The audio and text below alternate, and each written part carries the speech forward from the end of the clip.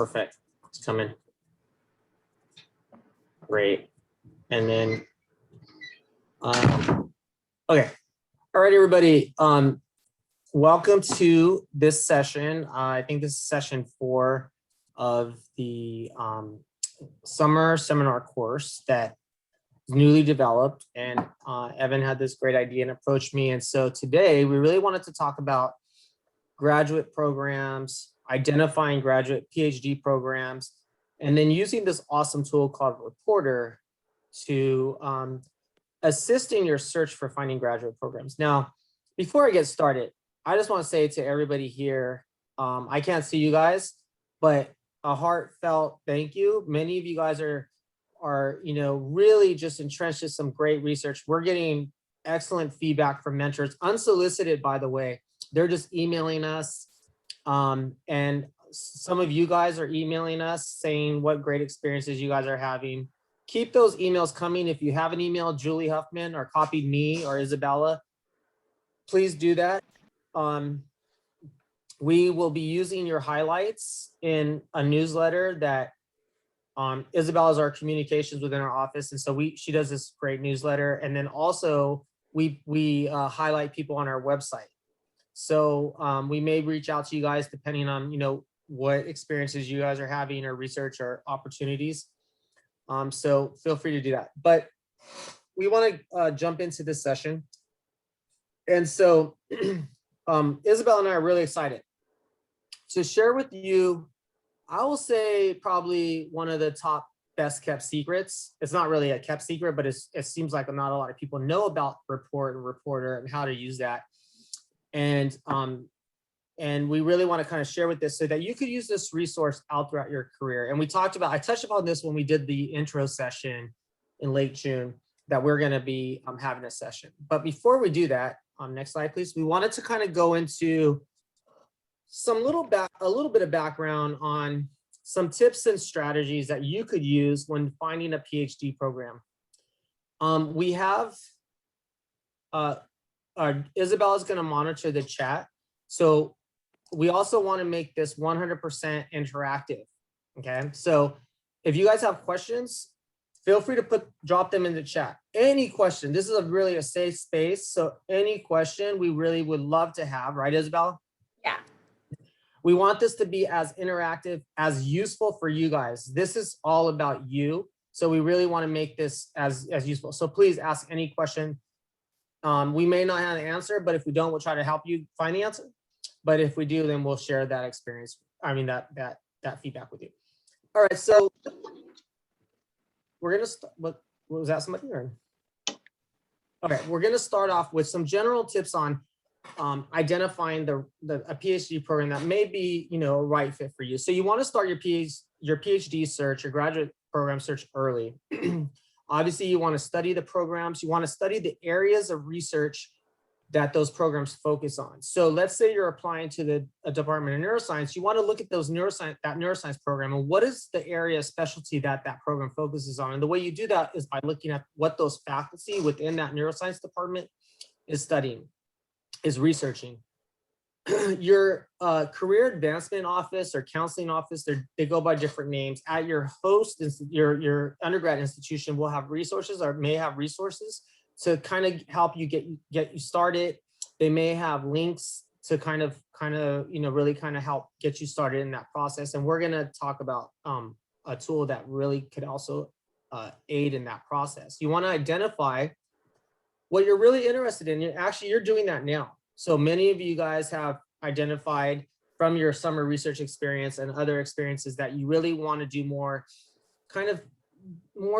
basic science, mechanistic type research. And you didn't realize, we heard from someone who didn't really realize that this was an interest to her, and it really has sparked an interest. And so that's part of the research. And others of you may say, I think I need more translational type or something like that. So that's great. But you also want to talk to people who have a PhD or in the process, graduate student, postdocs, faculty, who are in that area, so you can learn about future professional opportunities. But I want to start off by saying early on, the area that you get your PhD in doesn't necessarily dictate what you're going to do, in your postdoc as an independent investigator, they're only tools that you're adding to your experience, that you're adding to your toolbox now, that will add to that your whole body of work. So you're not necessarily locked in. You also want to use RePORTER. We're gonna the 2/3 of this talk is going to be on the NIH RePORTER. Isabel's going to lead you through a fantastic tutorial on that. But really incorporate tutorial early on in your search, and you can just pop in people's names, and we're going to go through all that. So you want to use RePORTER.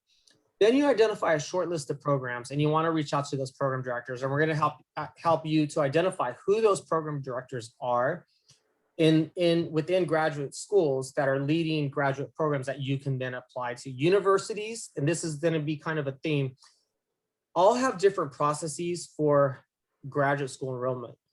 And there's not like a common app like there is sort of like an undergrad. And so when you identify that short list, of programs, and you start reaching out to those program directors, you want to ask like how you proceed through the process, because that's a really important step. Also, when you really identify that short list, you want to talk to people in the program, even before you apply, even before if you get asked to do an interview. You also want to do some background search on the list of professors in that program that mentor students. So you can use RePORTER, PubMed, look at their publications, look at their funding. That would be through RePORTER. You want to talk to the program director, see if you can email with graduate students to ask them what their experience is like. And that's some good background research and background homework. And you want to ask them about publishing, the grad students, like how supportive the faculty are of them, or is it just like you're just working and hands in the lab all the time? So that's some of your background. Again, this is to get a feel for the programs you want to apply to. Then you also want to think about the social and personal aspects of PhD life. And you don't necessarily want to make that a priority unless you really can't move. So these are things like, do you want to consider areas of the country? Do you want to consider urban, city versus rural, or somewhere in between? Bit, large, small. Are you looking for one person specifically you want to work with? We'll kind of touch on that just a little bit. Are you looking for more opportunities that you may want to feel more of like a general program where you kind of get fillers when you do rotations? Then you also want to look at funding of your PhD program and funding of the faculty within that department. These are just some about 7 or 8 kind of tips that we kind of put together just to kind of get it on your radar in terms of things to start considering as you're developing your short list of programs. Next slide, please, to apply to. Now, another thing we wanted to go through was what does a PhD program look like at a glance? Now, every program across the country is going to have their own little little ways of doing things. But this is sort of like the general overview of a PhD program. So during the application process, again, every university is different. You want to ask the program coordinators or the program directors for their specific process about applications, any other supplement information you need, what kind of standardized test scores they require, what they look for in their applicants, and things like that. And then you want to ask, do they have admission interviews? So a lot of graduate programs require, I know some of the undergrads is optional for interviews, but graduate programs a lot of them require interviews. So when I was applying to grad school, but I mean, I think things have changed a little bit, but we got flown out. So I got flown out to all those universities for different interview, like 2 to 3 days time, where you meet with professors, you meet with students. Everyone does it differently. And you find out, this is a time for you to find out about them just as much as they're trying to find out about you. There's a lot built into the interview. They'll ask you about your previous research. You can ask them questions and back and forth. Now let's talk about sort of what a PhD program looks like, timing. This is something I had no idea when I was applying to. So the average time to earn a PhD now is about 5.8 years. And this is average because it's across disciplines, but this is the average time in biomedical research. So let's just say 6 years. generally you enter a program. So you enter a program as a thesis student, and you're a thesis student for about 2 years. And during this time, you're doing didactic training, so coursework.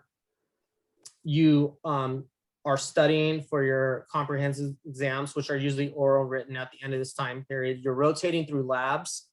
So many times you're getting experience between classes and weekends and evenings where you're doing research in the labs that you're rotating through to get an idea of what you want to do for your dissertation research when you become a dissertation student, which is the next 3+ years after you finish as a thesis student. So after you successfully defend your comps, then you become what's called a dissertation student. Now, some programs, they give you an interim master's degree. At Georgetown, my wife and I, we didn't get an interim master's degree, just went straight into the PhD program. But if you're going to get a PhD, that interim master's doesn't really play a crucial role anyway. But some do, just they give that master's degree. Now you become a dissertation student. This is the time when you are now really conducting research. You might take a course or, still participate in journal club, still do seminar series. You might take a course on statistics if you need to, beef that up or, something specific, but generally you are now studying research and you are now starting to contribute to that body of science, drilling down heavy into the research. So sort of like what your summer research experience has been, but full-time for the most part, and even a lot more detail. And you're slowly becoming more independent. You're learning techniques and tools to build your toolbox of skills that you will then use throughout your career. You're becoming an expert in this area. You're going to scientific conferences. You are the lead author presenting that poster. That again is about 3+ years, depending on the program. There's a lot built into that. Now, at the end of that, though, you present a seminar, you do oral defenses with your dissertation committee, because during this dissertation time, you're doing a lot of professional development, you're publishing, hopefully you're writing for NIH grants or other grants, and you're meeting with your committee to make sure you're on par with everything. If you're on a T32, which we're going to talk about that in a minute, you're meeting with the T32 program director. So you're doing a lot of things during that time, but then you're meeting with your committee usually every 6 months, and they're saying, okay, Isabel, you're making great progress. It looks like you're on track to graduate in a year's time. Now it's time to kind of start wrapping things up and start looking at what's next. And that's the postdoc. Typically that's the postdoc. We're not going to talk about that now because it's just too much information, but then it's the postdoctoral fellow. So then you do your seminar, your oral defenses, and you pass. And then you just make any corrections that they have to your final dissertation. And then you get, you're conferred your PhD. And that's pretty much how it goes. So I'm going to stop there. We talked about some tips for a graduate school, and the general PhD program at a glance. What questions do we have? Please feel free to ask any questions that you may have. I'm not seeing any in the chat. I have a question. Do a lot of PhD programs require students to come in with a master's degree, or how much experience do they typically expect to be coming into their programs? No, there isn't. So again, great question. There isn't that expectation that you're going to come in with the master's degree specifically for a PhD program. You would have to talk to program directors to see if that helps, and if it doesn't, and then what it buys you out of in terms of the thesis part, the didactic training. But most grad students will enter a PhD program not with a master's degree already. Some have done postbacks, but to get more research and maybe to beef up on GREs or whatever. But there isn't any kind of, most graduate programs, and even our T32 directors, we have 56 of them. You're going to hear about them in a minute. They don't require a master's degree. Thank you. Yeah. Come on, guys. Any Okay, so there's like a couple questions in the chat. So the okay, first Angela, one, go ahead. First one is, will we have access to this PowerPoint anywhere? Sure, we can give you access. Yeah, absolutely. Okay, and then the second question, when is the time period do you determine what lab you will do your dissertation research in? Very good question. You know, we're so limited on time. Oh, you know, I will answer your question, but that triggers something. I always get triggered on little things to say. You guys have open access to me. I don't have a lot of time, but if you have questions about anything about graduate school related, feel free, whoever's here, I think there's like, I don't know, 40 of you guys or something. Feel free to email me directly, say you attended the session, and I'm happy to walk you through and give you guys advice. I do this for undergrads all the way through investigator stages. I'm constantly talking to people. And so feel free to email me if you have specific questions. Now, again, your question on when do you finally select that dissertation lab, it's really gonna depend on the program. I'm gonna talk about it from my experience. So I did 3 rotations when I was a thesis student at Georgetown. So I rotated through 3 labs. These are 3 labs that I identified beforehand and during the first year that I may be interested in. So I went through the 3 labs, and during that time, I was learning about the PI. I was learning about the other people in the lab. I was learning about the research, and I was also thinking, is this an area that I want to spend the next 4 to 5 years of my life doing? And that's sort of how I made my decision. And then your program will say, okay, a year and a half into your program, you need to decide on a lab. So like after you do those 3, I did rotations for about 5 months. So, you know, a year and a half, more or less. That's when I decided, okay, I picked that lab. Every program does it differently. So the way we were advised to, so after you have picked your lab, you go and you set up a meeting with that PI and say, oh, Dr. Lopez, I really enjoyed my time in rotating through your lab. And, you know, I can see myself doing research here. And, you know, I would like to ask if I could join your lab and do my dissertation research in your lab. So usually it's like between year 1 and year 2 before your dissertation starts. Now, I do want to elaborate just a little bit, and sorry to take a little time, Isabella, but you know, we're going to get into T32 programs, but I just want to say sometimes people will pick a program to work specifically with that one person. And so sometimes you'll kind of already know, you know, I do want to say it's good if you can to rotate still and get experience, because one, you'll meet other people, and one, you may find out that this person that you thought you were going to have this great connection with really isn't there, or the research really isn't that inspiring or whatever.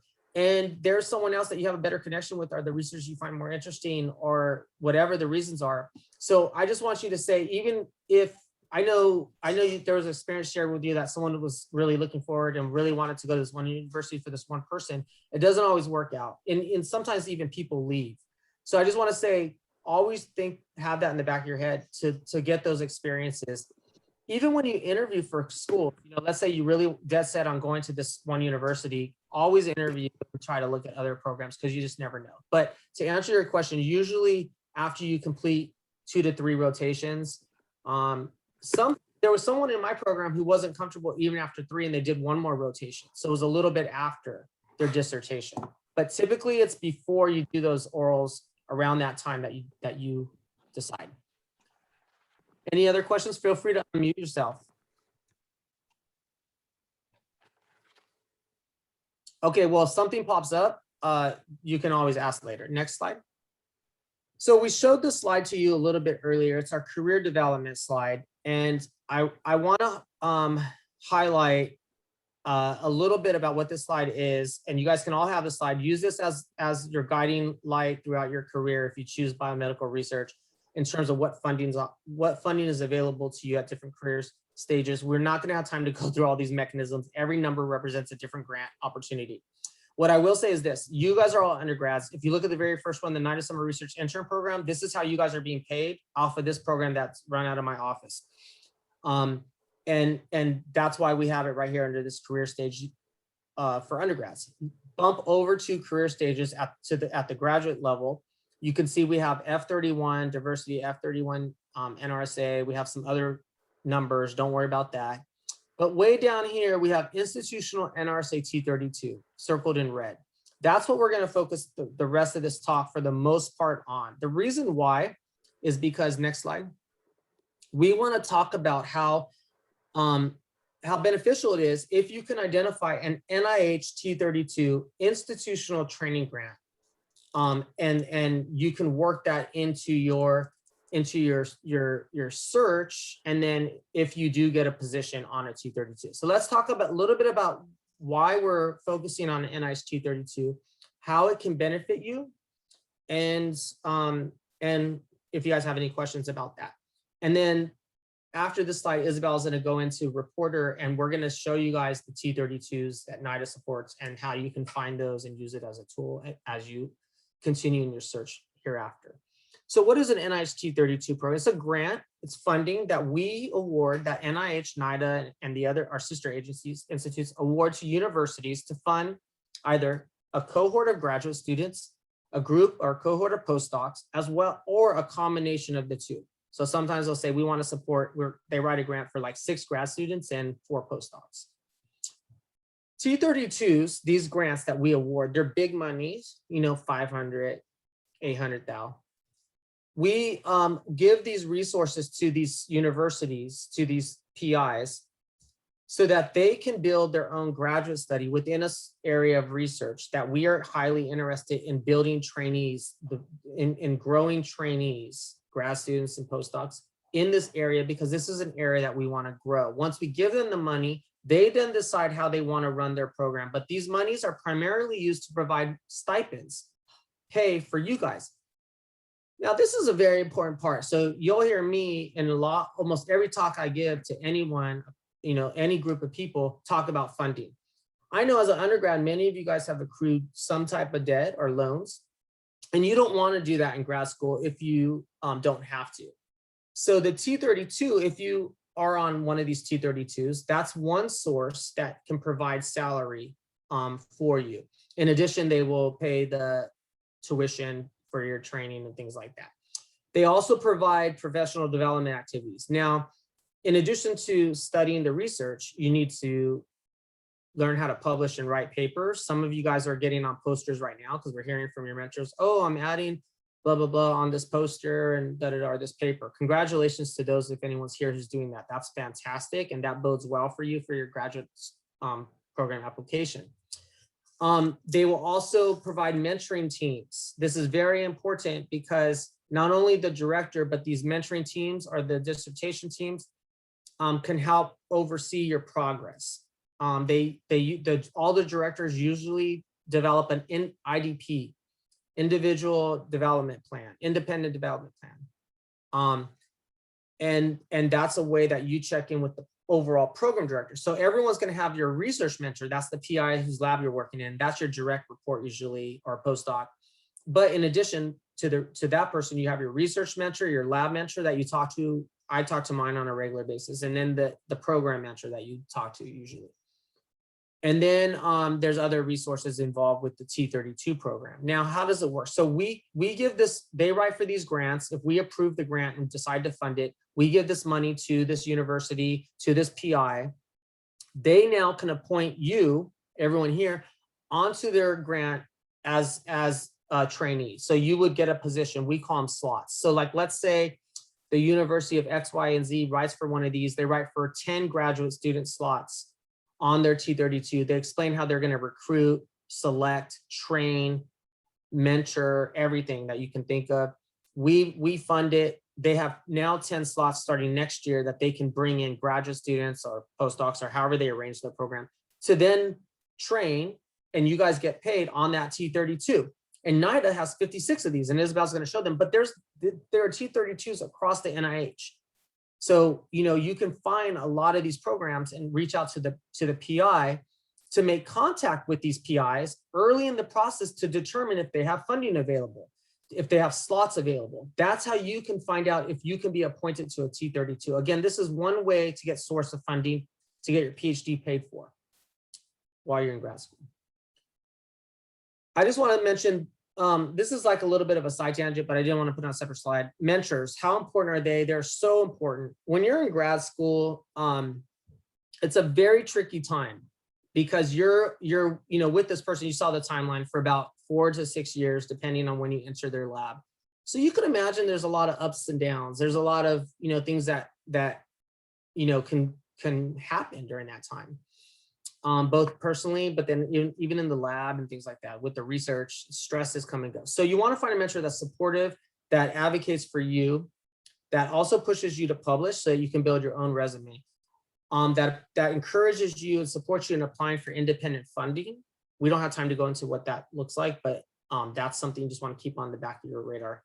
That provides a nice work-life balance, or at least supportive of a work-life balance, that has a positive reputation among graduate students, that they themselves are publishing. These are just a few tips. And just keep in mind that, you know, your PhD program is going to have some really nice peaks, and then it's going to have some times where, if you're like me, you're like, what am I doing in this program? I need to leave, this isn't a right fit. And then all of a sudden things start working out, experiments start working out, you start getting positive data and you're excited again. And you're talking to your mentoring committee, your dissertation committee about publishing and things like that. And it's never a straight line. You're going to come up, down, you're going to have a little swirl around, you're going to have to go backwards and forward. And all this is to say that it's a time when, you know, the end result will be worth it, but it's going to be a bumpy ride.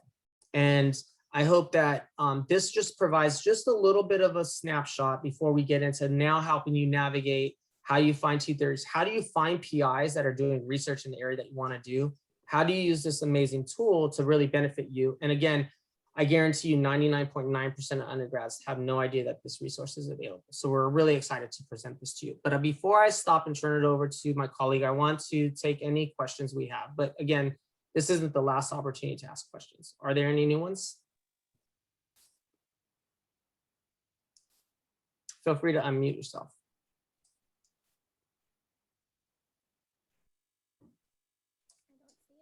I don't see anything in the chat. Okay, Isabella, I turn it over to you.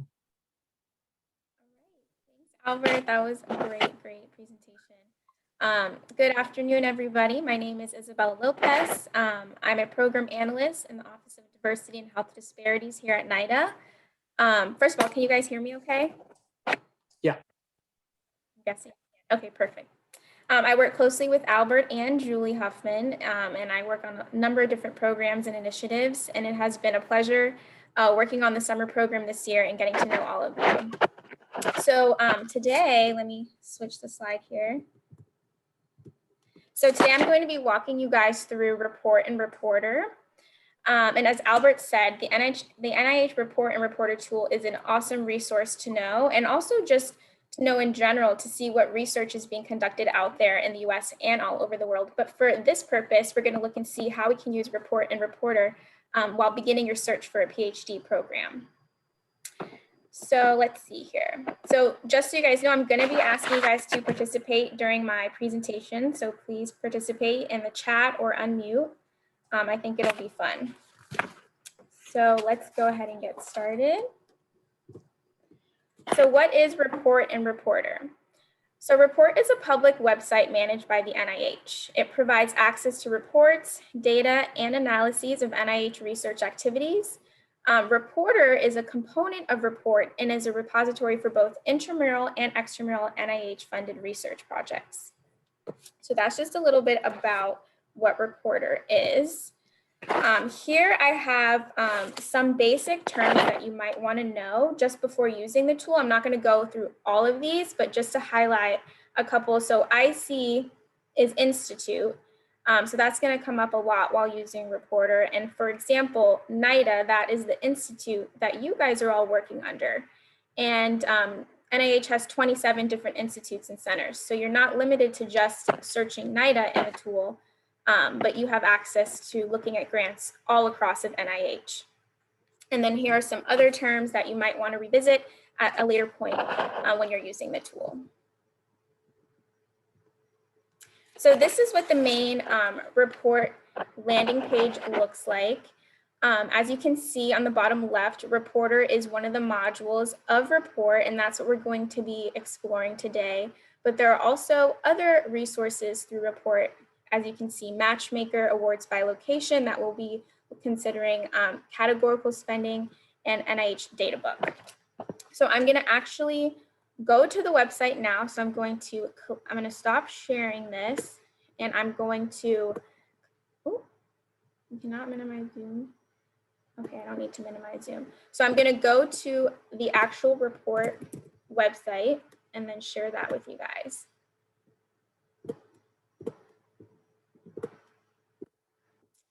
Can you guys see that? Yeah, All right, looks good. so we're going to actually now go through Reporter. And at the very top, you see the quick search. So this is similar to Google. So you can put anything into the Reporter quick search and it'll spit out anything related to that topic. But let's say you want to get a little bit more specific. And let's not forget why we're here. So remember, Albert said it's really important that you want to work in a lab that's well funded. So we're going to use Reporter to see what active grants these scientists or principal investigators that are under NIDA, what they have. And so let's say you want to do a more specific search. If you click on search here and scroll down, you'll see that there's an advanced projects search engine. And so first I'm going to briefly go over all the fields that you see here. So you have fiscal year, it's always going to show active projects. And so that's what you're going to want to use most of the time, because you want to see what PIs are currently working on right now and what you can be involved with. Then you have principal investigator, and that's the scientist or the person's name that's in charge of the proposal or the research project. Then you have organization, which would be the institution or the university that you're considering. Then you have agency, institute, center, and don't forget, there are 27 different institutes and centers at NIH, but today we'll probably use NIDA as an example to see projects that are related to substance use and addiction. And then you have the project number and application ID, which we won't really need to worry too much about that, but that's just the specific grant number. Then right here you have looking for additional fields, and this is an additional tool that expands your search even more and provides additional fields that you can use. And for this demo, we'll be using the text search, which is where you can put specific words that can be found in the project's title, terms, and abstracts to help you locate projects that may be of greater interest to you. So that's just kind of an overview of all of the fields. And now we're going to go into some examples. But before I move any further, does anyone have any questions about the Reporter homepage and then the advanced project search or any of that?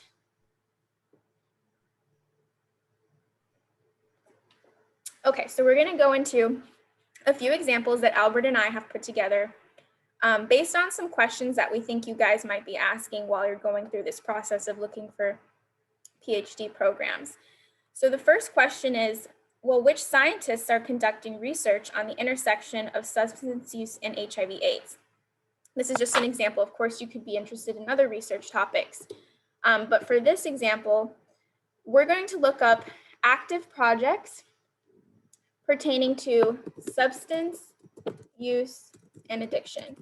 And we're going to use the and in this case, but you could also do or. Since we selected and, all of these terms will be used in our search, and the outcome results will include all of these words in the project title, terms, and abstract. So we're going to now search. And if you see the top left, there are 1,233 projects dealing with all words substance use, addiction. And wait, is that the words that I used? Yes, substance use, addiction. Sorry, I didn't add HIV/AIDS, but in this case, let's just use substance use addiction. And you can see that there are 1,233 projects.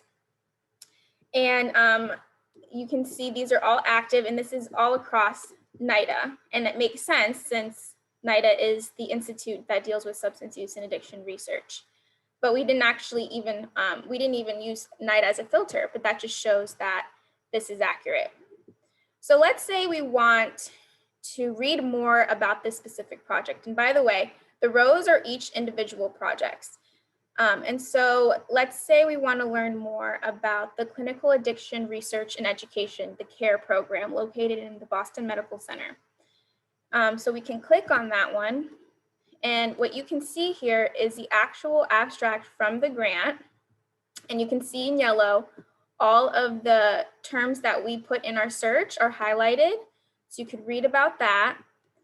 Then that gives you a public health relevance statement, some other terms. So at a high level, what this research is going to be about. So if you're just curious without wanting to read the whole abstract, these are just terms that relate to the project. And then this is the key part.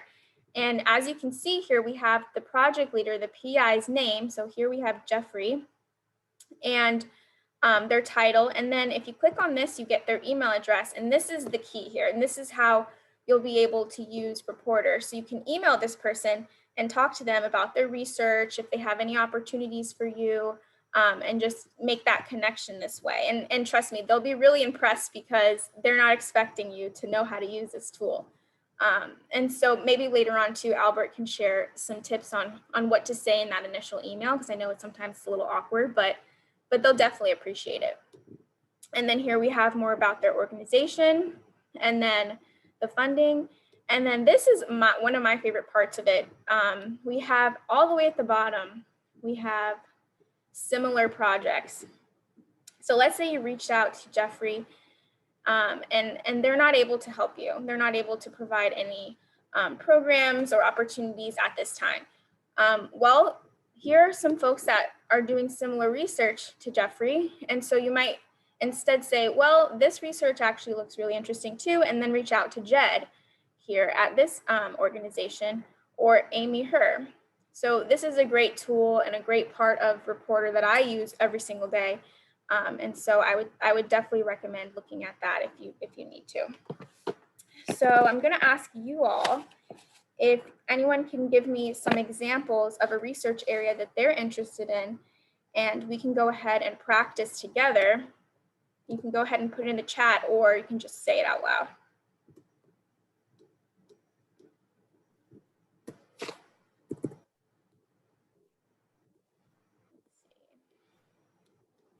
Opioid use. Okay, so in the chat, yeah, okay, you got it. Thanks, Angela. Opioid use, okay. So we can put that in there. So it's going to spit out all projects that use opioid and use in their proposal. We'll go ahead and search. So there are over 2,000 projects that consider opioid use in their research. So if you were interested in learning more about any of these, you can click on their grant number, and you can also click on the PI's name and look at all the active grants that PI has currently as well, if you wanted to learn more about the PI. And since we're here, there is a map tool. If you click on that, we're now looking at all grants in the United States and other countries that NIH is funding dealing with the terms that we used, opioid use. And so that's kind of cool too. So the more dark shaded areas are the ones that have the most projects and funding. So as you can see, California wins for that, in New York. All right, so we're gonna go to another example now. Isabella, can Okay, you do health equity substance use? Yeah. Let's find a couple of the suggestions. Okay, yeah. Thanks.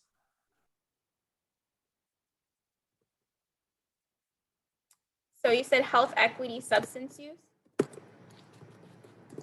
Perfect.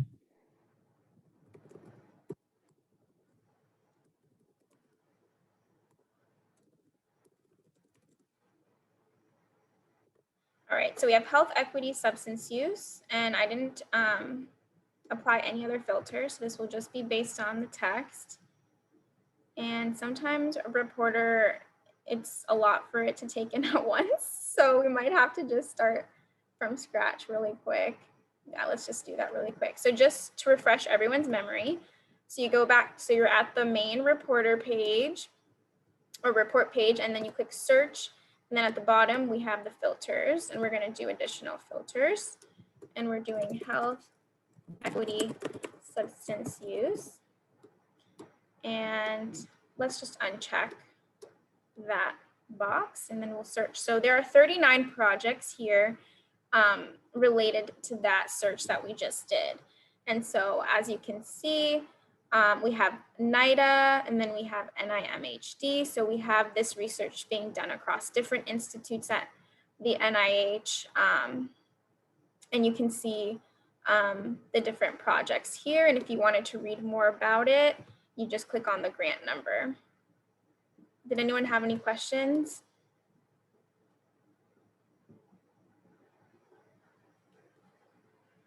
Okay, so we're going to go on to the next example that Albert and I have. And that is, what principal investigators are NIDA funded at Johns Hopkins University? So let's say you're looking to see, you know what institution you want to go to, and you just want to see what principal investigators are doing there, and if you're interested in the research that any of them are doing. So we're back here in the advanced project search. We're going to do additional fields. So for organization, we're going to type Johns Hopkins, and it should pop up. There we go. And we're looking specifically for NIDA funded. So we're going to say, so we're basically saying we want to do substance use and addiction research more generally. And so we'll put in here NIDA. But again, you can do any IC, or you can just leave it blank. And then we're going to search. So there are 100 projects at Johns Hopkins University that are NIDA funded.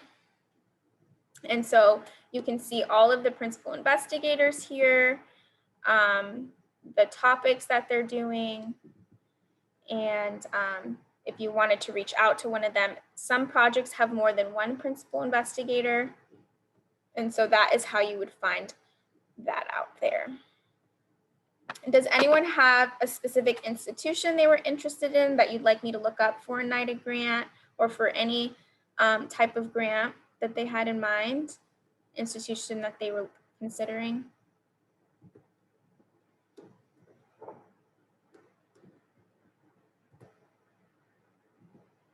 Vanderbilt. Okay, let's see.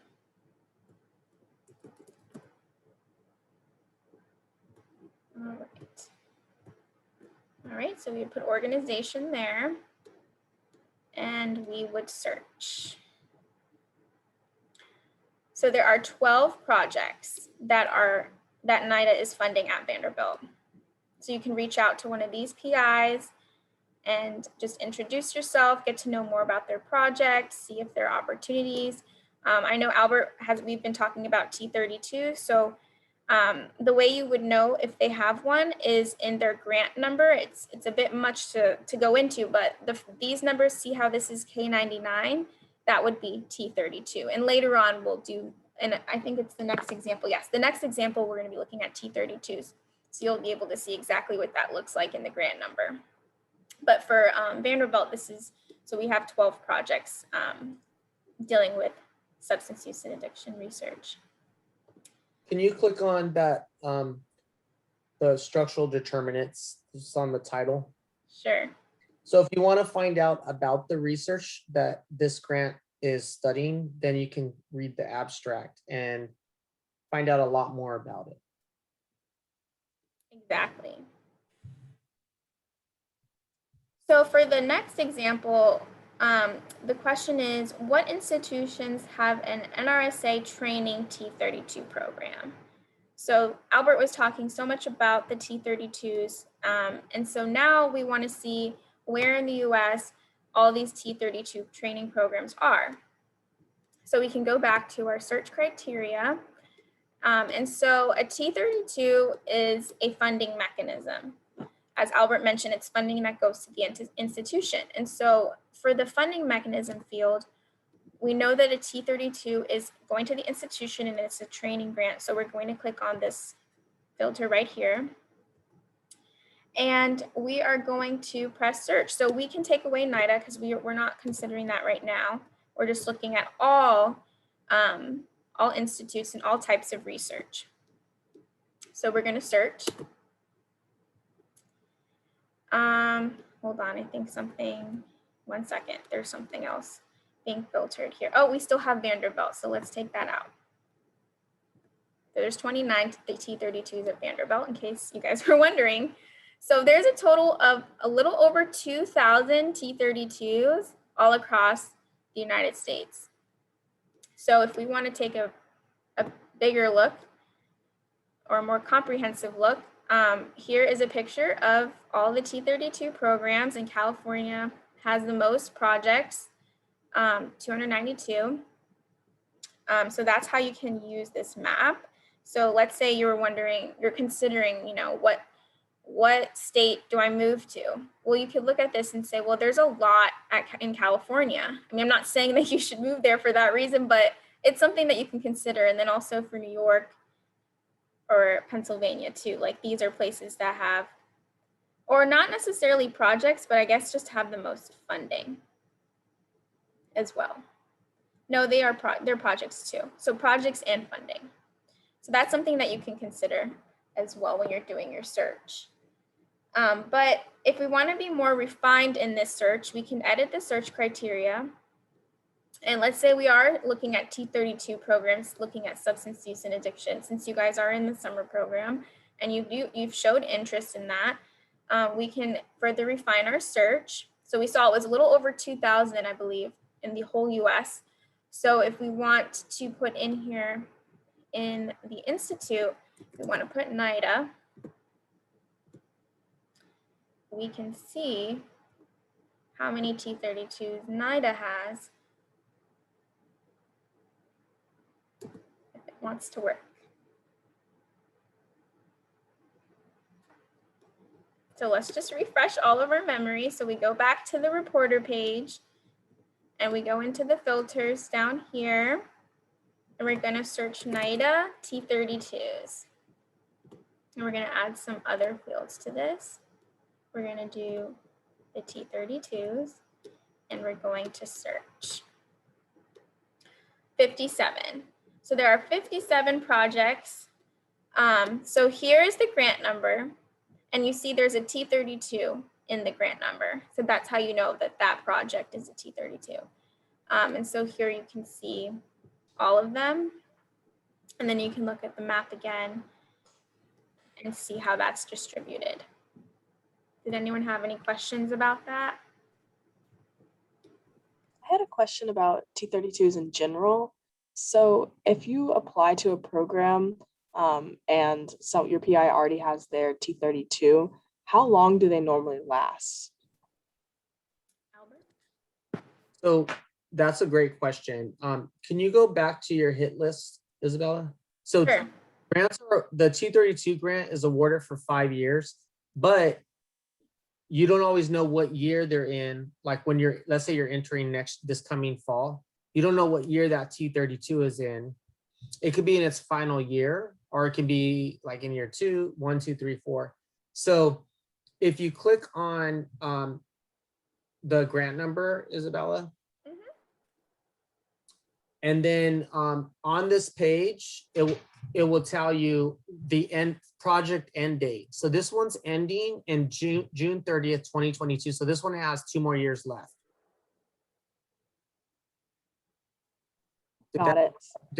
Was that good enough or? Yes, yeah. So when you're applying to PhD programs, is that something you need to be mindful of what year they're in, the grant? You're asking such great questions, by the way. We want more questions because these are great. You should be mindful of it, but keep in mind that these PIs are really skilled, and if they're having a successful T32, they will apply. Can you go back to your hit list again? They will apply for renewal for 5 more years. So you see this first one. Do you see that 30 at the end? Yes. This grant is in year 30. That one below is one of our oldest ones. This has been going on for 41 years. They have had 41 years of funding. I don't want to say continuous funding because they could have lapsed a year and then reapplied. Like they don't get it, let's say they didn't get it 1 year. They could reapply with that same grant number. All this is a lot of information, but all this is to say is that grants will reapply. Now scroll down a little bit, Isabella. I want to show like a new one. Okay, see that one right there? Yeah, can you click? That's in year 2. So Emory University just got one from us. Wait, right there. Oh, up a little bit. Sorry, up a little. Yeah, right there. To study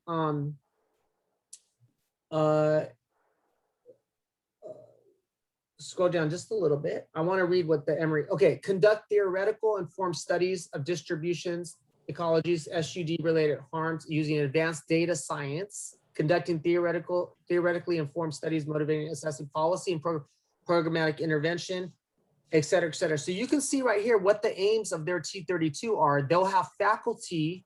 They have 45, supported by 45 Emory faculty from 11 departments are on this T32. So getting to what I was saying, they have 45 mentors that you can choose from on this T32 to study these areas of research.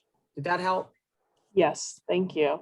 Yeah, those good questions. What other questions we have? Because we have like 10 minutes left, and Isabella probably could stay on a little longer. I have to run to another meeting. But what follow-up questions you guys have, like if we're here dialed in on this one, or any kind of general questions?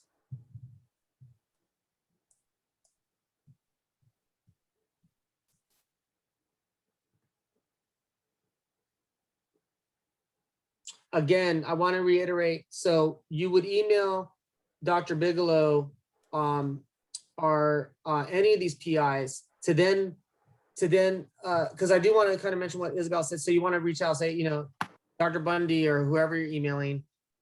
I was on RePORTER and was reading about your T32, and Isabel's right. They'll be super impressed that you already know how to navigate RePORTER. And I was reading about your T32 program. And it sounds fascinating to me, specifically, specifically the research that that focuses on blah, blah, blah, blah, blah, blah, blah. And I would love to talk to you a little bit more about this research. I want to share a little bit about me. I did a NIDA summer research internship project on X, Y, and Z. I studied with Dr. So-and-so and da, da, da, da. I've also done other research in this area. Extremely excited to pursue my graduate studies, and I would, when you have time available, I'd love to have a conversation with you to discuss your program a bit more. Someone asked, how early should you start reaching out to PIs? That's a good question. I think you should start at least the summer before, but maybe even like spring before your senior year, or spring before whatever year you're going to apply. But you should start looking on the websites, at least in that spring, the websites of departments of, so sometimes you're applying to a specific department.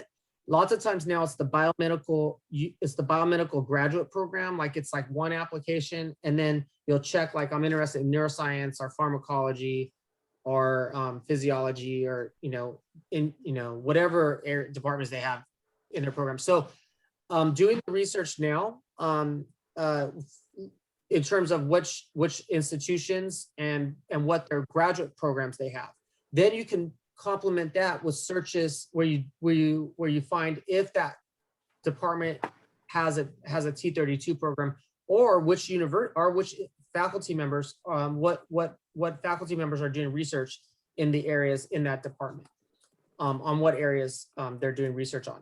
So I would start in the spring, because most applications are due like fall, early winter. Any other quick questions? I have to run in 5 minutes, but we'd love to fill a few questions, and then Isabel can do some more examples with you, specific examples. If you are interested in Isabel, did you want to do geography? Were you going to do the geography thing, like the search on location?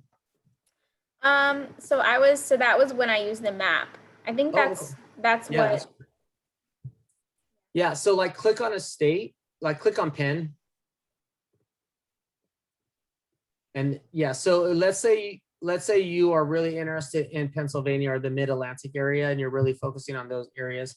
You could dial down on state, and you can see we have 4 T32s that are substance use and addiction related, one at Penn, Carnegie Mellon, Penn State, and Temple. And then reach out to them, read about their research before you reach out, and send an email, and then find out, what they're doing and things like that, and in terms of the area research. But so a lot of times people say, I'm really tied to Texas. My family's here. I can't leave for graduate school. And so we try to help them find PIs within within their area. But if you're more, I'm from California, and so I did my undergrad in California, and then I went to the DC area. I specifically went for the program and some of the opportunities that were available there. So if you are flexible, it really, in terms of where you go, it really opens up a lot of opportunities. And that includes for postdoc after your grad studies. Were there any other last minute questions, Isabella, before you continue? Nope, none in the chat.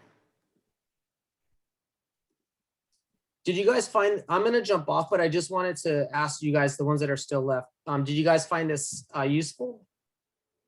Just give like a thumbs down or a thumbs up or yes. Great. A lot of yeses in the chat. Okay. I just want to thank you guys. Isabella, I know you have a couple more searches. I have to run off to Okay. a meeting, so I'm gonna leave you, but you're in good hands. Thank you so much. And Thanks, Albert. I know you have a couple more examples and you can walk through them. All right. So next we're going to do my last example here. We're going to go through it together. So let's say you have a question about a specific principal investigator. And so you have one in mind that you might know or you've heard about, and you want to see if they have any NIH funding so that you could be funded on their grant. So we'll go here to the search and we'll put their name. So I just have an example of one. Or we don't have to put doctor. And we have active projects because we want to make sure it's currently being in progress. We're going to take away training because we're just looking at all grants right now. And we search. Sometimes it just doesn't like when it's already been doing a search to start a new one. So let's just start from scratch. You guys are going to be pros at RePORTER by the end of this. Okay, so we're here. So we're going to do Carl Latkin. And we're just going to search because we just want to know if Carl Latkin has any grants from NIH right now. So Carl has 5 projects currently. And so if we had a specific professor in mind, that's how we would be able to search by their name. And then here are each of their grants. So he has R01s. And then if we wanted to read more about it, we click on it. And then if you go down, his email address is right there. So that's how you would search based on a professor or principal investigator. Does anyone have a PI that they want to look up? It could be their current PI that they are interning with now, or a different instructor that they've heard about, or curious if they have NIH funding. Does anyone want to share a name? We can see if they have any NIH grants. Leslie Halvershorn, let's see. So we're going to go down here and we'll look at Leslie. All right. So let's see. So they have 2 projects currently. Just out of curiosity, is this research related to anything that you're doing in your internship? Neural response to risky decision-making in youth at high risk for SUD and HIV? Because you can, awesome. So all of you, I challenge all of you to look up your PIs and learn more about them and read about their grant. And when you go, maybe you're already done with your internship, maybe you're still in your internship, but let them know that you really appreciate the work that they're doing and you know how to now use the RePORTER tool. They'll be really impressed and happy. And I think it'll be nice for you to really see the impact that you're making as well in research. I mean, these are projects that are, they're the real deal. So you guys should definitely consider doing that. Let's see, we can do one more. So I see another name. So let me go ahead and Laura Stroud.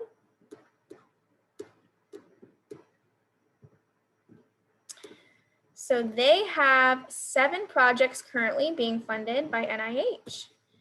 Just out of curiosity, are any of these related to the research that you're doing? Yes, the e-cigarette during pregnancy. Awesome. So you could click on that and you can read. I'm sure you probably have already. I'm sure your PI has given you a lot of information about the whole grant. But this is, if you wanted to look and see how much money your PI is getting to do this research, this is where you would go. So they're getting $14,000. $9,000 of it is direct, $4,000 is indirect. So that's how you would do that. I think I I know. actually saw my name on the. Oh, really? That's very weird. Closer to the top. Yeah, the public health. Oh my gosh, that's awesome. Thanks, That's NIDA. awesome. Wow. Wow, that's great.